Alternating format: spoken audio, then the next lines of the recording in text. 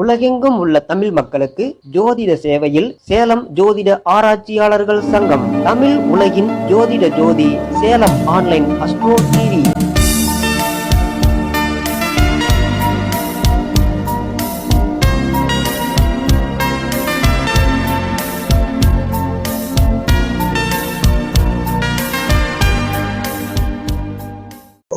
வணக்கம். சேலம் ஜோதிட ஆராய்ச்சி சங்கத்தில் இது 18வது கருத்தரங்கம் நடைபெற்று கொண்டிருக்கிறது. இப்பொழுது எனக்கு சந்திரகுமார் ஐயா ஒரு சிறிய உரை பேசுவதற்காக ஒரு வாய்ப்பு கொடுத்திருக்கிறாரு. இந்த இடத்துல செவ்வாயை பற்றியும் அந்த செவ்வாய்க்கு உண்டான தோஷத்தை பற்றி சில விளக்கங்கள் எனக்கு தெரிஞ்ச விஷயங்களை இந்த இடத்துல நான் பகிர்ந்து கொள்கிறேன்.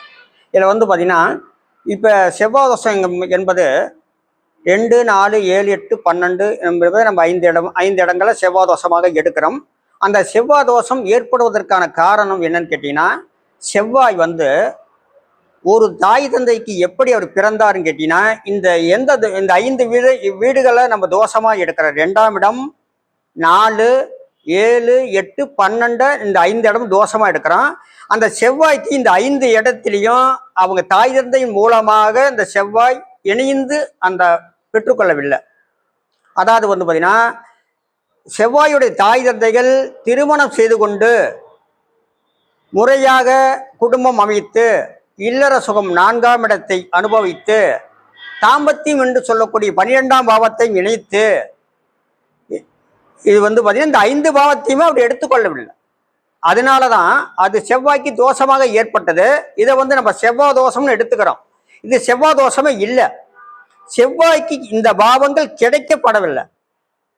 அதாவது செவ்வாய் தாய் இப்போ பார்த்தீங்கன்னா, பரத்வாசர் முனிவருடைய வழியில் வந்தவர் தான் செவ்வாய் பகவான். தேவலோகத்து ரம்பையின் மூலமாகத்தான் இந்த பூமிக்கு அந்த ரம்பையின் மூலமாகத்தான் இந்த செவ்வாய் அவதரிக்கப்பட்டார்.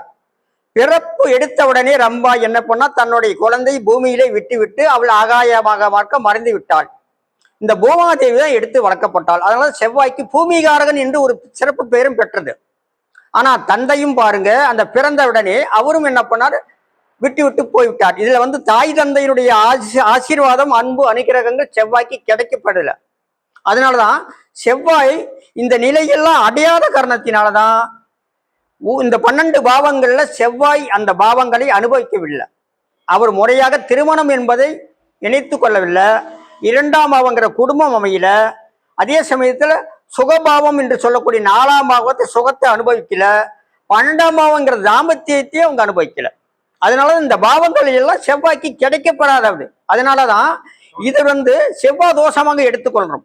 அதே போய் நம்ம செவ்வாய் தோஷத்தை எடுத்தோம்னா, நாம பார்த்தீங்கன்னா 4 விதமாக செவ்வாய் தோஷத்தை நம்ம பார்க்கணும். அதை நம்ம லக்கண நிதியாகவும் எடுத்துக்கணும், ராசி நிதியாகவும் எடுத்துக்கணும், சுக்கரன் கலசரகாரகனாகி சுக்கரன் நிதியாக எடுத்துக்கணும். இன்னொரு விதி எப்படி எடுக்கணும் கேட்டீங்கன்னா, காலபுருஷ தத்துவத்திற்கு 8ஆம் இடமாக்கி விருச்சகத்தில் இருந்தும் செவ்வாயை நம்ம எடுக்கணும். விருச்சகத்தில் இருந்தும் விருச்சகத்தை ஏன் எடுக்கிறோன்னு கேட்டீங்கன்னா, அதுதான் பார்த்தீங்கன்னா மறைமுக ஸ்தானம். அந்த இடத்துல இருந்து 2, 4, 7, 8, 12 அந்த இடத்துல இருந்து நம்ம எடுக்கணும். இந்த 4 விதமாக இந்த செவ்வாய் தோஷத்தை எடுக்கணும். எடுத்துதான் நம்ம ஆய்வு பண்ணணும். ஒவ்வொரு தரமும் இந்த விருச்சக லக்கணத்தை தொடாம செவ்வாய் தோஷத்தை நம்ம பார்க்கவே கூடாது. அதனால விருச்சக லக்கணத்தை கைவிட்டு தான் செவ்வாய் தோஷத்தை கண்டிப்பா பார்க்கணும். அவர் இரத்தகாரகன். திருமணத்திற்காக எந்த ஒரு விஷயத்துக்குமே நம்ம செவ்வாய் தோஷத்தை எடுத்துக்கிறதே இல்லை. திருமணத்துக்கு மட்டும்தான் அந்த இரத்த பந்தத்தை 2 உடல்கள் இணைவதற்காக இரத்த பந்தத்தை இணைக்கிறோம். அப்ப 2 உடல்கள் இணைகின்ற போது இந்த 2 உடல்களுடைய கூட்டு அமைப்புகள் 8ஆம் இடத்துல தான் மறைமுக உரைப்பு மறைந்திருக்குது. அதனாலதான் அந்த விருச்சகமனையையும் கை வைத்து அந்த விருச்சகமனைக்கு 2, 4, 7, 8, 12 இணைவு இருக்கிறதா என்பதையும் இந்த இடத்துல நம்ம எடுத்துக்கொள்வதற்கு ஒரு கடமைப்பட்டு இருக்க வேண்டும்.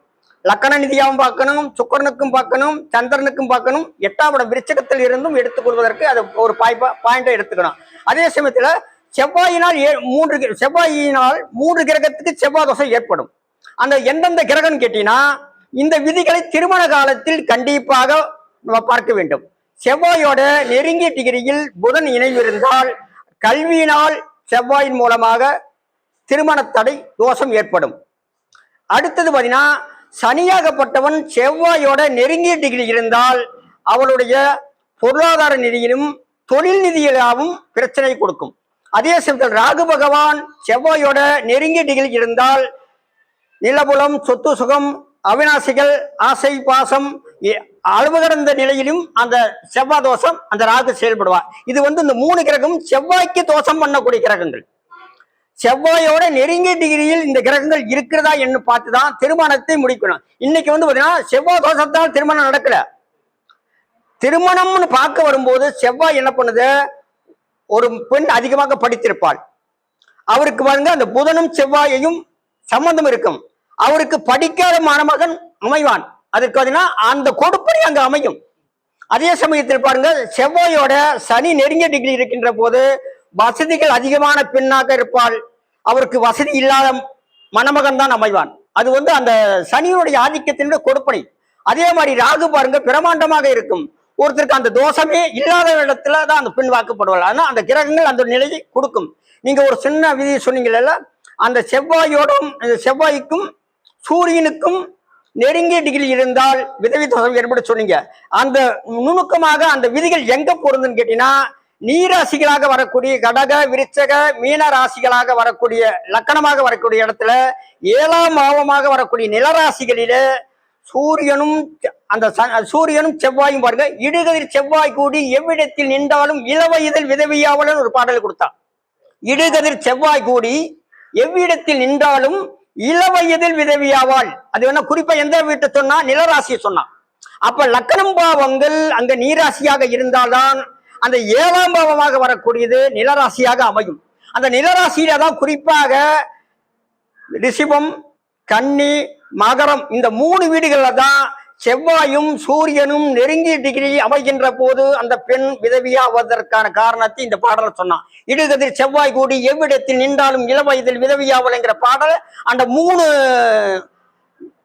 இலக்கணத்திற்கும் அந்த ராசிக்கு மட்டுமே அந்த இடத்துல கொடுக்கப்பட்ட விதிகளாகும். இது எனக்கு தெரிஞ்ச கருத்துக்களை இந்த இடத்துல சில உரைகளை எடுத்து வழங்கியிருக்கிறேன். மிகவும் நன்றி. சரியான வாய்ப்பு கொடுத்தோம்.